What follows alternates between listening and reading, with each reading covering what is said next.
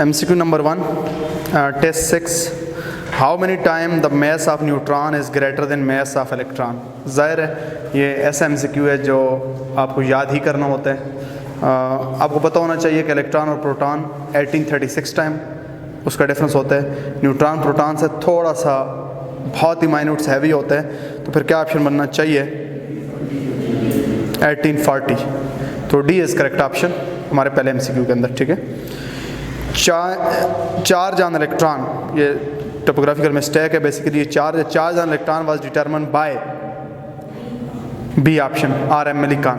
बहुत ही मशहूर उसका एक्सपेरिमेंट है, ऑयल ड्रॉपलेट एक्सपेरिमेंट। ठीक है, which of the following was used to determine the charge of electron? Cathode ray experiment. Charge on electron पे फाइंड करने के लिए क्या चीज़ यूज़ की गई? Moseley experiment, X-ray production, none of these. Oil droplet experiment इसका ऑप्शन बनता है, तो ये नन ऑफ दीज है। The credit of discovering neutron goes to, it's a very good MCQ जी। ए ऑप्शन, रदरफोर्ड ने सबसे पहले ये आइडिया दिया था कि एटम के अंदर कोई बहुत ही भारी पार्टिकल भी है। क्यों? Mass of electron and proton was much smaller than mass of atom.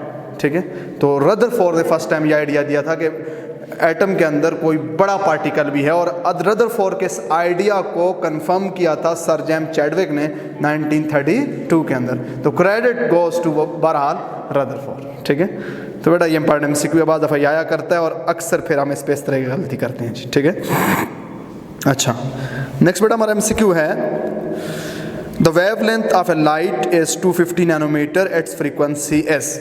अब इस तरह के जो MCQ है ना, यहाँ पे आपकी मैथमेटिक्स चेक होगी, मैथमेटिक्स में से भी आपकी ट्रैक चेक होगी। अब देखो बहुत ही आसान MCQ है। अब इसकी थोड़ी सी आपने, अब मैं इसको अगर देखूँ ना, मैं देखते ही समझ सकता हूँ इसका क्या ऑप्शन होना चाहिए। ठीक है, लेकिन आपको मैं ट्रैक समझाऊंगा। अब देखो कहते हैं wavelength of a light is 250 nanometre its frequency S। अब 250 नैनोमीटर वेवलेंथ है, तो फ्रीक्वेंसी क्या होगी? तो बेटा हमारे पास बहुत ही मशहूर रिलेशनशिप है, C is equal to nu into lambda. C is equal to nu into lambda. हमें ये दी हुई है और ये पूछी हुई है, ऐसी बात है। तो हमारे पास फ्रीक्वेंसी बराबर होगी C इंटू 1 ओवर लेमडा, ऐसी बात है। अब C की वैल्यू हमें पता है, C की वैल्यू हमें क्या पता है जी? अब हमें C की वैल्यू हमारे पास हमें पता है कि C की जो वैल्यू है वो कितनी है? 3 इंटू 10⁻⁸ मीटर पर सेकंड। ठीक है, अब हमें और क्या दिया हुआ है जी? उसने फ्रीक्वेंसी दी हुई है, नहीं फ्रीक्वेंसी दी हुई है, पूछी हुई है, फ्रीक्वेंसी पूछी हुई है, वेवलेंथ दी हुई है। ठीक है, तो वेवलेंथ कितनी है? 1 डिवाइड बाई 250 इंटू 10⁻⁻⁹ मीटर। आपने इसको मीटर में कन्वर्ट करना है। किस में कन्वर्ट करना है? समझ गयो? आपने जब कभी भी वेवलेंथ का आपके पास आएगा, वेलोसिटी के साथ तरतीब आएगी। अगर वेलोसिटी मीटर पर सेकंड में लेते हैं तो फिर वेवलेंथ को भी मीटर में लेना होगा। ठीक है, सिंपल सा काम ये करना आपने, इसको अपने मीटर में ले लिया। अब देखो बेटा थोड़ी और सिंप्लीफिकेशन करो, इस साइन को यहाँ पे ले आओ। कितने डिजिट शिफ्ट किया आपने? डेसिमल 2। जब 2 डिजिट डेसिमल लेफ्ट शिफ्ट करें, 2 पावर्स कम हो जाएंगी, 2 पावर क्या हो जाएंगी? ऐड हो जाएंगी। यानी -9 से क्या हो जाएगा? -7 हो जाएगा।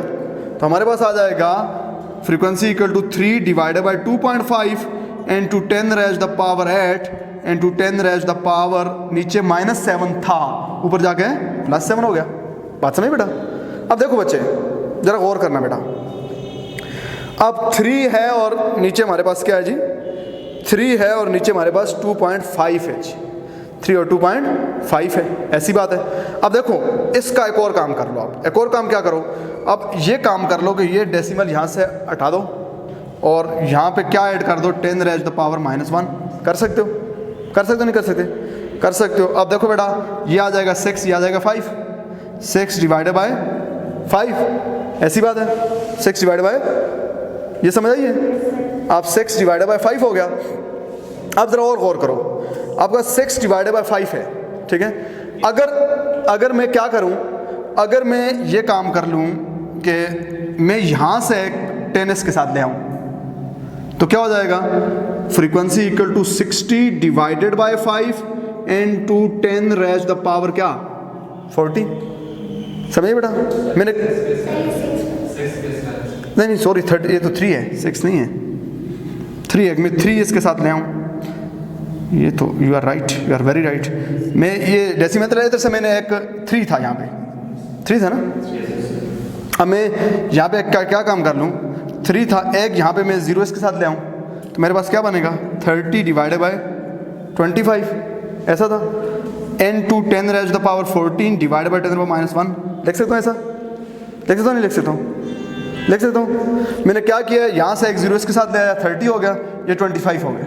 ये 25 किस तरह मैंने किया, इस डेसिमल को मैंने इधर शिफ्ट किया, पावर एक माइनस होगी। अब कैलकुलेटर के बगैर हमने हल करना है। अब देखो बेटा, ये आ गया 5, ये क्या आ जाएगा 6 आ गया, ठीक है। अब बेटा ये ऊपर जाके क्या हो जाएगा, प्लस हो जाएगा, हो गया नहीं होगा। तो हमारे पास फ्रीक्वेंसी आ जाएगी 6 divided by 5 n to 10 raised the power what 10 raised the power 13 हो गया, ऐसी बात है नहीं 15 हो गया। अब क्या करो, एक यहाँ पे ले आओ, एक 10 यहाँ पे ले आओ, ला सकते हो। तो क्या बनेगा 60 divided by 5 into 10 raised the power, लिख सकता हूँ, लिख सकता हूँ नहीं लिख सकता हूँ, लिख सकता हूँ। अब बेटा आ जाओ, frequency equal to 12 into 10 power 14 hertz, ऐसा कोई ऑप्शन है, कौन सा, क्लियर। तो ये जब आप बार बार इस तरह की कैलकुलेशन गुजरेंगे ना, ये ट्रिक्स आपको आ जाएंगे, इसमें सिर्फ ट्रिक्स इन्वॉल्व हैं। अब देखिए आप बहुत सारी मुश्किल कैलकुलेशन करते रहे होंगे, इसमें आपको डेसिमल शिफ्टिंग टेक्निक आनी चाहिए, power in and out technique आनी चाहिए, ठीक है। ये जब बहुत बार हम गुजरेंगे तो ये आपको आ जाएगी। देखें बगैर कैलकुलेटर के मैं किस तरह पहुंच गया। अब जब भी आपका टेस्ट होता है ना, वो मर्जर होते हैं, वो अमलगम होता है, उसमें बाज़ MCQ 2 सेकंड में हो जाते हैं, बाज़ 1 मिनट लेंगे, बाज़ 1.5 मिनट लेंगे, वो सब आपने एवरेज 1 मिनट के करीब करीब आपका बनता है, ठीक है। तो इसमें परेशान नहीं होना कि बाद दफ़ा एक MCQ पे अगर आपको 2 मिनट लगे ना, आपकी टांगें कामना शुरू हो जाती हैं, तो वो प्रॉब्लम नहीं होना चाहिए, क्योंकि आगे कुछ MCQ जब ऊपर हमने किए वो तो बहुत आसानी से भी होगे ना। तो बेटा ये आपका था जी MCQ नंबर कितना जी 5।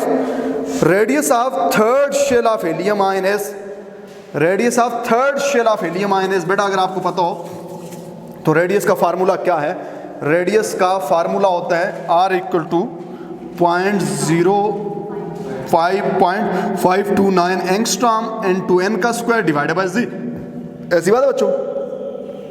कहते हैं हीलियम है, हीलियम का कितना शेल है, थर्ड, कितना है, हीलियम का थर्ड शेल है, तो हीलियम का एटॉमिक नंबर कितना होता है, 2 होता है। तो बड़ा रेडियस इक्वल टू 0.529 इंटू 3 का स्क्वायर 9 डिवाइडेड बाय व्हाट 2, ऐसी बात बच्चे। अब बेटा देखो गौर करो, अब ऑप्शन पे आना है, इसको सिंपलीफाई करो, क्या बनेगा 4.5 बनेगा। अब देखो बेटा अगर हमारे पास होता 0.5 क्या होता, अगर हमारे पास होता 0.5 तो 4.5 का आधा क्या था 2.25, क्या था। अब हमारे पास 4.5 को जब 0.5 से डिवाइड 0.5 से मल्टीप्लाई करते हैं तो आंसर आता था 2.25, कितना था जी, लेकिन 0.5 के साथ थोड़ा सा ये भी है तो आंसर इससे थोड़ा सा ज़्यादा होना चाहिए। अब बेटा अब ऑप्शन पे आएंगे जी, इसका मतलब 0.49 ऑप्शन नहीं बन सकता, 0.49 ऑप्शन, 0.529 एंगस्ट्रॉम भी ऑप्शन नहीं बन सकता। 2 ऑप्शन है, एक ऑप्शन आपका क्या है, एक ऑप्शन आपके पास है जी 0.29 एंगस्ट्रॉम, एक ऑप्शन है नन ऑफ दीज, ठीक है, समझ गए हो। अब देखो आपने एस्टिमेशन करनी है, एस्टिमेशन कैसे करनी है कि 9 डिवाइडेड बाय 2 था, 9 डिवाइडेड बाय 2 क्या आ गया 4.5।